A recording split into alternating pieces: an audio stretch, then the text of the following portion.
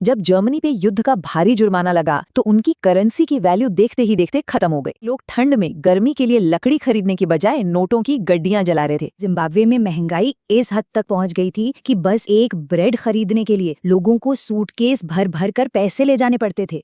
आज हम इतिहास के ऐसे ही कुछ किस्से देखेंगे जहां नोटों की कीमत रद्दी से भी कम हो गई थी। तो चलिए शुरू करते हैं। हाइपर इन्फ्लेशन, ये वो आर्थिक सुनामी है जो पैसों की सारी कीमत बहा ले जाती है, और आज की हमारी ये पूरी कहानी इसी हाइपर इन्फ्लेशन के इर्द गिर्द घूमती है। तो नंबर 10 पर है पेरू का 50 लाख इंटीज का नोट। 1980 के दशक के आखिर में पेरू बहुत बुरे आर्थिक संकट से गुजर रहा था। उनकी करेंसी इंटी की वैल्यू इतनी तेजी से गिर रही थी कि सरकार को आखिरकार हार माननी पड़ी और एक बिल्कुल नई करेंसी लानी पड़ी। और अब नंबर 9 पर 1 करोड़ कोर्डोबाज। निकारागुआ में तो हालात इतने अजीब हो गए थे कि सरकार के पास नए नोट छापने तक के पैसे नहीं बचे थे। तो उन्होंने क्या किया, बड़ा ही अनोखा जुगाड़ निकाला। उन्होंने पुराने नोट उठाए और उन पर बस एक नई बड़ी कीमत की मोहर लगा दी। नंबर 8 पर आता है अंगोला का 5 लाख रीएडजस्टेड क्वांजाज का नोट। अंगोला में चल रहे सिविल वॉर की वजह से उनकी अर्थव्यवस्था पूरी तरह से बर्बाद हो गई थी। सरकार बार बार नई करेंसी लाती, नोटों से कुछ जीरो हटा देती, ये सोचकर कि शायद कुछ ठीक हो जाए, लेकिन महंगाई थी कि जाने का नाम ही नहीं ले रही थी। ये एक कभी न खत्म होने वाला सिलसिला बन गया था। नंबर 7 पर है चीन का 6 अरब युआन का नोट। ये बात है 1949 की। चीन में सिविल वॉर अपने आखिरी दौर में था। उस वक्त ये नोट छापा गया था, लेकिन असल में इसकी कीमत इतनी कम थी कि इससे मुश्किल से चावल के 70 या 80 दाने ही खरीदे जा सकते थे। अब चलते हैं दूसरे केस पर। बात है 1994 के यूगोस्लाविया की। कीमतें इतनी तेजी से बढ़ी कि सरकार को 500 अरब दिनार का ये नोट छापना पड़ा। वजह थी एक भयानक सिविल वॉर जिसने इकोनॉमी तबाह कर दी। कीमतें हर घंटे बदल रही थी। वर्ल्ड वॉर 2 के दौरान ग्रीस, वहाँ भी हालात कुछ ऐसे ही थे। ये है 100 अरब ड्रैकमाई का एक नोट और इसकी कीमत